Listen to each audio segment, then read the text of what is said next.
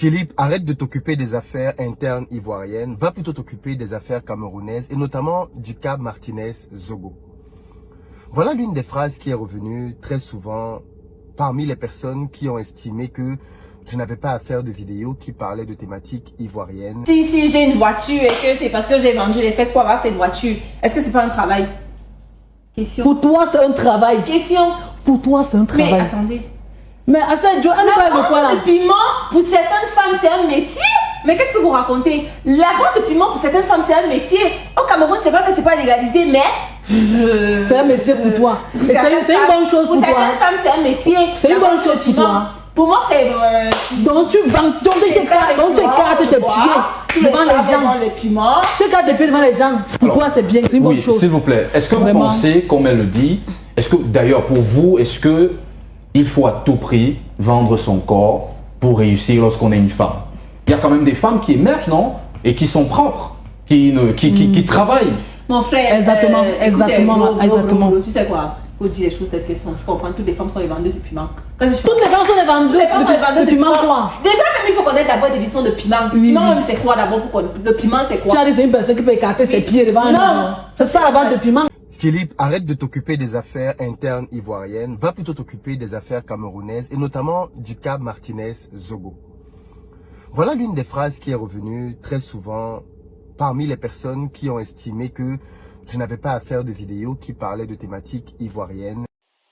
Tu es poussière et tu retourneras poussière. S'il y en a à Yaoundé qui doutent encore de cette parole biblique de leur vivant, ils n'ont qu'à faire un tour ici au quartier à la barrière vers Meyo, au 3e arrondissement de la capitale politique du Cameroun. Un véritable nuage de poussière qui vous accueille. Ici, la seule chose qui vous fait vous souvenir que vous êtes toujours en ville, c'est la trace des écritures des plaques de certaines administrations, dont une bonne partie est abîmée par la poussière. Ceux qui habitent le coin ont appris à vivre avec la poussière. La poussière, c'est comme le vent. Ça ne s'arrête pas. C'est partout, même au lit. Même aux cheveux du lit, même en bas du lit, partout. On ne peut même pas laver les habits blancs actuellement.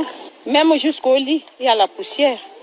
J'ai la poussière partout. Quand tu arrives au lieu de service, tu es déjà poussiéreuse. Vraiment, c'est pour vous dire que nous sommes fatigués. Cette route est très importante. C'est elle qui sort là-bas en Simalène. Murs des maisons teints en couleur kaki, toitures colorées de poussière, les vêtements transformés en multicolores. Cette poudre n'a aucun respect pour des personnes et des biens. Regardez la route qui part vers la barrière. Il y a trop de poussière qui nous menace. Regardez l'état des habits sur nous. Un camion peut aller devant, il nous arrose la poussière par derrière. Tu vas t'engager à filer, tu risques de courir ton frère devant, donc il faut ralentir. Même quand vous vous réveillez le matin, vous mettez la main dans le nez, vous ressortez le doigt, ce n'est que la poussière. Les mêmes cris de détresse sont poussés au quartier qui est sud, communément appelé concentré dans l'arrondissement de Yaoundé 4e. C'est une véritable concentration de poussière qui dicte sa loi. Le chef du quartier est lui-même dépassé par les événements. Il y a des camions qui ont du souffle et qui apportent beaucoup de poussière comme ça. Sitôt que vous lavez votre véhicule, il se salit aussitôt. À Fanoyo, Mimboman Chapelle, Nkolmeseng, Ahala, Oyoma Bankan Sonel, la poussière a pris le commandement en période d'été dans la ville de Yaoundé. Philippe, arrête de t'occuper des affaires internes ivoiriennes, va plutôt t'occuper des affaires camerounaises et notamment du cas Martinez-Zogo. Voilà l'une des phrases qui est revenue très souvent parmi les personnes qui ont estimé que je n'avais pas à faire de vidéos qui parlaient de thématiques ivoiriennes. Les autres clients ou bien il y en a juste mais un d'autres, bon, entre-temps, bon, moi, même quand tu viens, je regarde un peu l'apparence parce que dans la ville, dans ce monde, il y a les voyous et tout et tout. Donc, quand un homme vient vers moi, donc ça dépend de sa manière de parler. Oui. Oui. Ah, donc s'il parle bien, qu'est-ce qui se passe? S'il parle bien, on s'arrange et on s'entend, non? Ouais. Si je vois que je peux aller, je pars. Pourvu qu'on s'entende et qu'il me donne d'abord mon argent. Parce qu'un homme ne doit pas venir te dire que bon, on a peut-être pour 30 minutes, après tu te recouvres à 1 heure de temps. 30 minutes, c'est 30 minutes, tu descends. Si tu veux continuer, tu augmentes. La somme, on continue. D'accord. Dis donc. Ah, c'est chaud, hein. Joël. Ah non, pas vous. Rose. Rose. Oui. Et vous alors, les débuts? Bon, moi, je n'ai pas dit qu'il y a un début à quoi que ce soit par rapport. Moi, je fais dans la vie depuis très tôt. Ouais. J'ai commencé à voir le dehors très tôt. à vivre certaines situations et voir certaines réalités de face. Donc, ce qui fait que ce domaine-là, pour moi, j'ai été habituée avec et je me suis fait avec. Ouais. Mais comment c'était la première fois? Comment c'était la première fois? Pour ma belle, elle a bien reçu son coup. Bon, Joël, moi, même quand elle était timide, elle a pu s'en sortir. Moi, je n'ai pas dit que première fois. Pourquoi? Parce que en voyant, en vivant cette situation, voir comment ça se passe dehors, j'étais paisible dans mon environnement. Parce que peut-être qu'au quartier, on dit que bon, celle-là, elle va en piment, moi je m'en fous. Juste quand je marche, je vois des filles qui boivent de l'alcool et sous les gars les prennent pour rien pour aller dormir avec eux. Je préfère moi qui me place et sélectionne mes gens avec lesquels je peux aller faire ce dont j'ai besoin avec eux et qui me donnent mon argent que d'aller me succomber d'un bar où je dois boire 2 bières, on va me donner 2000 francs alors que je m'attends aux charges à la maison. Je dois nourrir l'enfant et tout et tout. Très bien. Donc, Rose, vous utilisez des lubrifiants alors pour pouvoir faciliter la tâche. Les lubrifiants, et moi je tamise. J'ai mon choix. Je ne prends pas les petits. Ça veut dire quoi? Moi j'aime bien les hommes costauds grands. Mais comment vous faites pour vous assurer qu'ils sont costauds? Vous les touchez ou bien? Non, le physique déjà, ça démontre. Ouais. La carrure d'un homme te fait déjà. Mais pourquoi vous n'exigez pas qu'ils se mettent nus d'abord ou bien avant de fixer le prix? Chez moi, non. À travers l'habit, même un cricon t-shirt, il met un des membres, un short, il vient. Tu peux y aller. Tu peux y imaginer. Ou quand il entre dans ta chambre, c'est toi la femme qui prend la peine. Puisque nous connaissons déjà, nous avons vécu avec plusieurs hommes, on a avec plusieurs faces d'hommes pour dire que quoi. Quand on voit déjà un homme, on connaît comment il peut être. C'est toi qui fais tout. C'est toi qui lui c'est toi qui baisse le bémidan, c'est toi qui l'enfile. Philippe, arrête de t'occuper des affaires internes ivoiriennes, va plutôt t'occuper des affaires camerounaises et notamment du cas Martinez-Zogo. Voilà l'une des phrases qui est revenue très souvent parmi les personnes qui ont estimé que je n'avais pas à faire de vidéos qui parlaient de thématiques ivoiriennes. Camerounais avec son amant de nationalité suisse. Plusieurs s'interrogent, ils se demandent comment ce couple a-t-il réussi à organiser son mariage traditionnel au Cameroun, sachant que la loi du pays interdit formellement l'homosexualité. Raoul Christophe Bia nous en parle.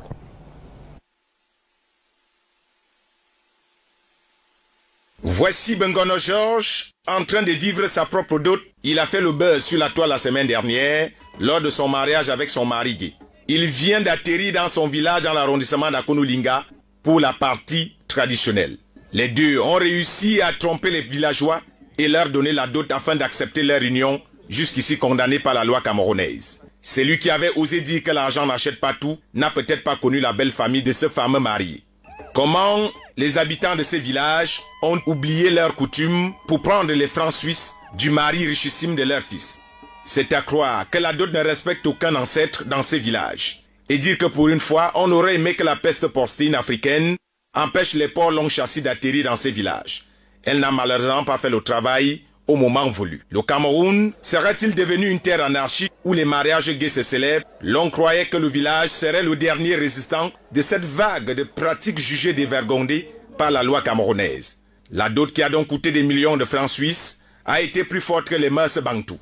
Quelle trahison pour le peuple de la forêt. Tout a commencé en Suisse lorsque Bengono Georges et son époux ont décidé de s'unir pour la vie.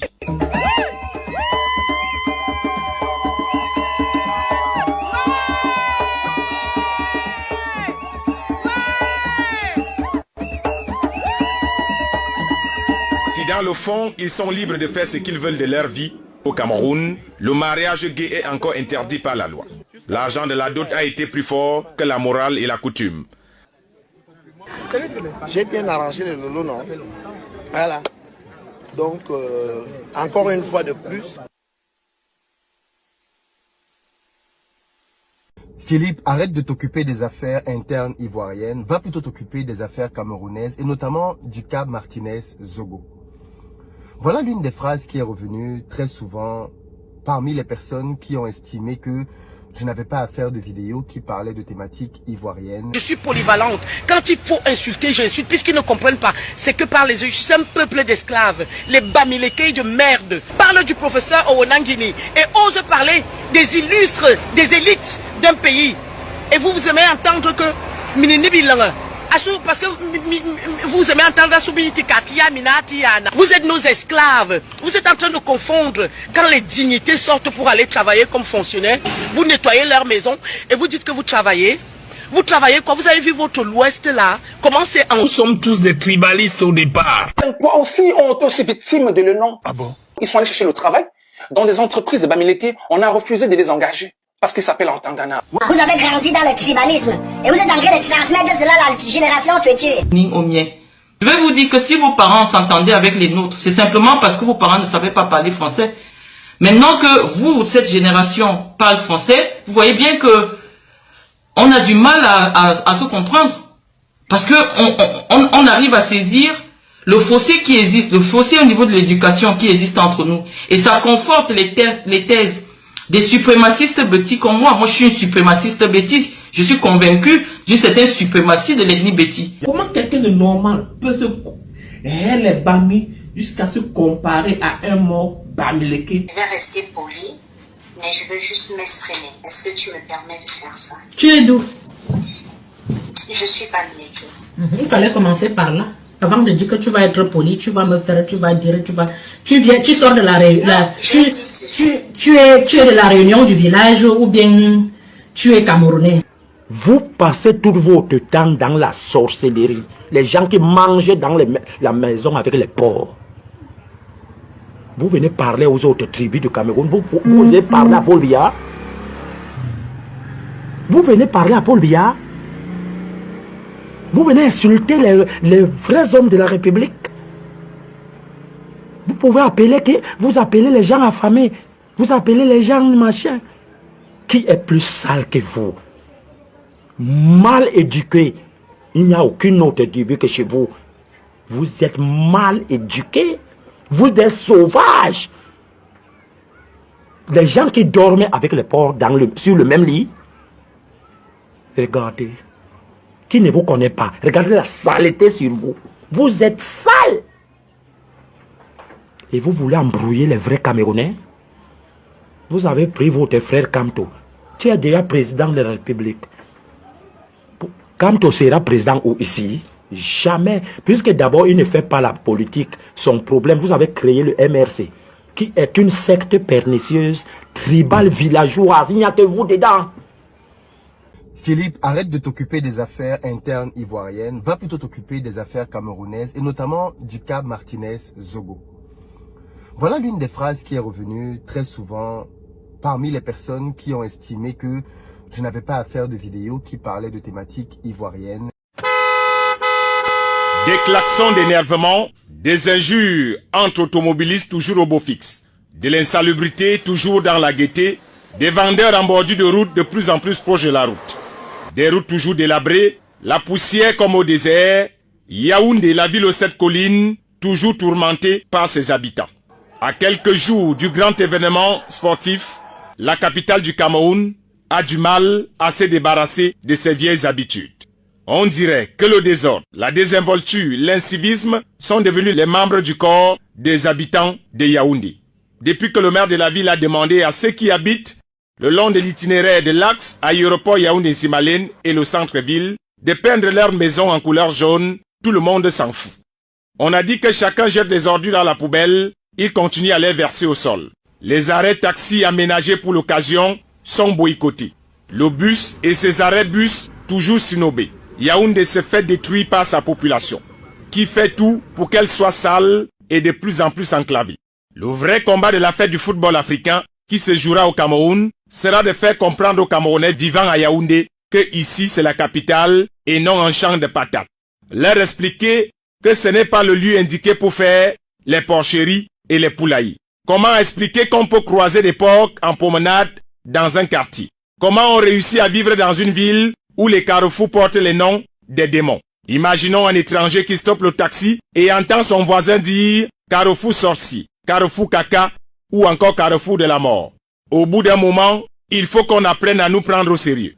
En voyant l'état de certains taxis qui nous narguent tous les jours en prenant 250 comme les autres avec risque de tétanos, et ils ont le mépris de bâcher les clients dans des vieilles carrosseries qui n'ont plus de place, même dans un garage au village.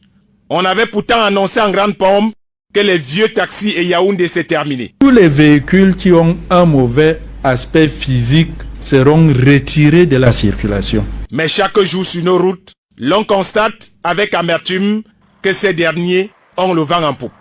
Les conducteurs d'engins à 2 roues, dits bensekineurs, sont toujours aussi pressés de cogner. On a décidé de planter les fleurs pour donner une autre allure à Yaoundé. Certains en ont profité pour les cueillir et les offrir aux morts pour indiquer le lieu du deuil. On a décidé de réhabiliter l'adressage en renouvelant les plaques, mais on confond toujours le carrefour Vogt au carrefour Golf. Les lampadaires sans lumière au grand bonheur des serpents et des scorpions de nuit. Voici une initiative prise par le comité d'organisation de mettre un drapeau sur chaque poteau pour le décor. Même pas une semaine, certains servent déjà des rideaux de fenêtres dans plusieurs maisons. Les affiches publicitaires pour la Coupe d'Afrique des Nations vous indiquent la moralité de certains Yaoundéens, complètement déchirés. Voici l'autoroute en déroute Yaoundé-Nsimalen. Remarquez que plusieurs drapeaux ont disparu sur certains poteaux. Et à cette allure, d'ici le 9 janvier, il est possible que même le goudron ait disparu. Voici un échangeur qui est devenu dérangeur, toujours en chantier. Censé s'achever avant le Chan, nous voilà à quelques jours de la CAN. Nous sommes loin de voir son bout du tunnel. Il va peut-être falloir attendre les grandes définitions lors des Jeux Olympiques en 2000, fin du monde. Les vendeurs en bordure de route n'ont aucune intention de quitter la scène. Yaoundé, dans sa difficile transformation, malgré les positions optimistes du comité d'organisation. Philippe, arrête de t'occuper des affaires internes ivoiriennes, va plutôt t'occuper des affaires camerounaises et notamment du cas Martinez-Zogo. Voilà l'une des phrases qui est revenue très souvent parmi les personnes qui ont estimé que je n'avais pas à faire de vidéos qui parlaient de thématiques ivoiriennes.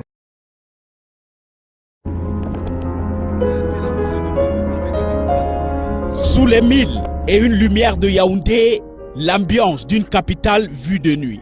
Le temps est clément et des filles de dehors en scène.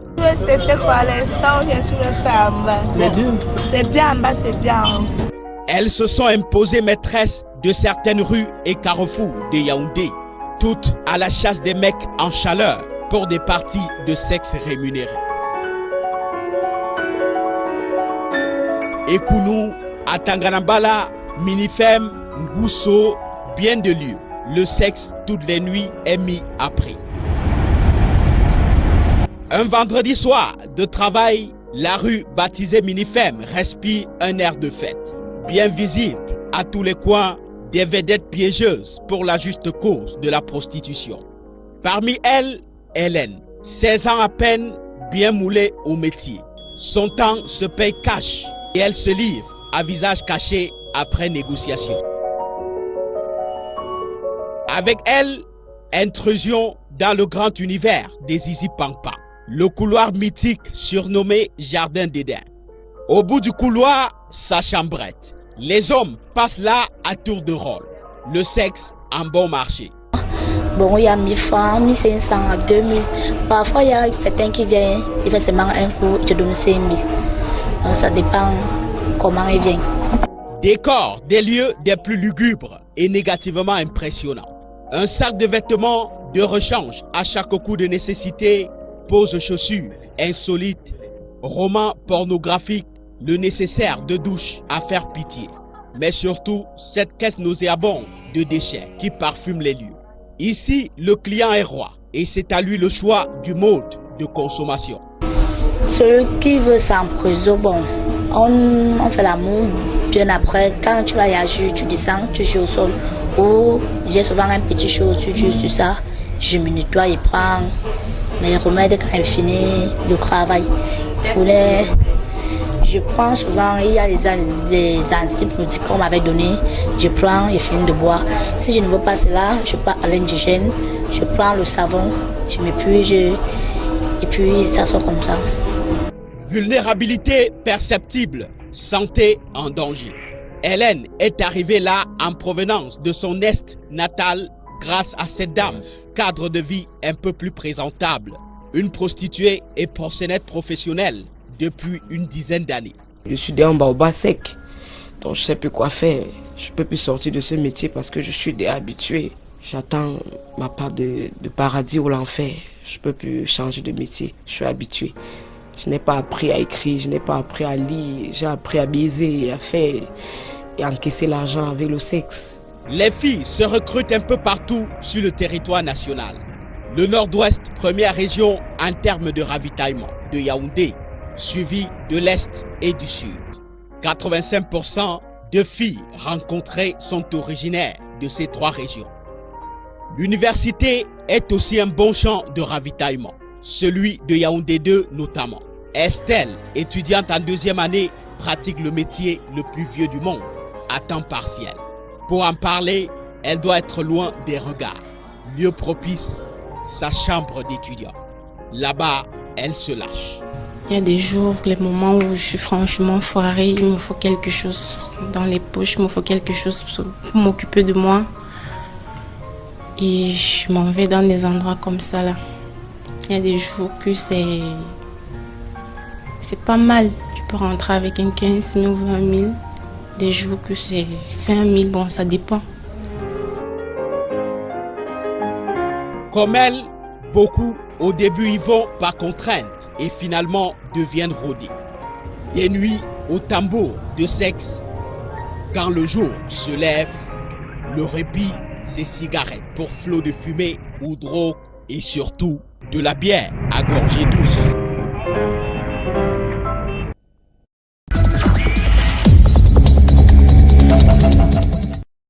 C'est ça le plus de l'info. Rendez-vous demain pour le prochain numéro. Je vous souhaite passer une excellente soirée sur Canal 2 Adam. Demain, 19h50. Bonsoir.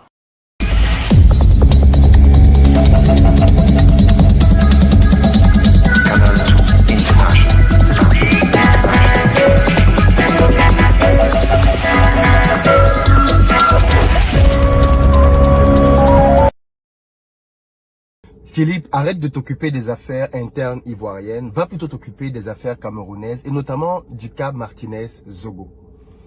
Voilà l'une des phrases qui est revenue très souvent parmi les personnes qui ont estimé que je n'avais pas à faire de vidéos qui parlaient de thématiques ivoiriennes. La fourniture en énergie électrique reste défaillante dans notre pays. C'est ce qu'affirme la majorité des citoyens rencontrés dans les rues de la cité capitale qui n'en démordent pas devant les coupures intempestives. Les conséquences sont énormes, comme le précise ce gérant de secrétariat bureautique rencontré au carrefour de l'intendance, ici à Yaoundé. Je vais commencer déjà par ma machine. Vous avez l'écran qui est tout à côté de vous là. L'écran est endommagé à cause des coupures. Et par moment, on a lancé les travaux d'un client au coupure. La lumière s'arrête. Vous imaginez les dommages. Et le client va se fatiguer, il part. Si vous étiez arrivé il y a 10 minutes, on était sans lumière. Chez les propriétaires des laboratoires photo, la situation n'est guère reluisante. Les pannes sur nos machines. Il y a les pièces qui s'aiguillent à tout moment. Par exemple, dernièrement, j'ai perdu tout un laser. Donc, c'est pas vraiment évident.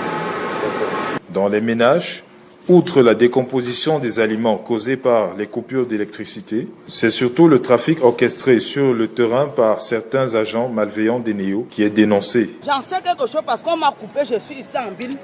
Je fais mon colbot, je rentre à 18h.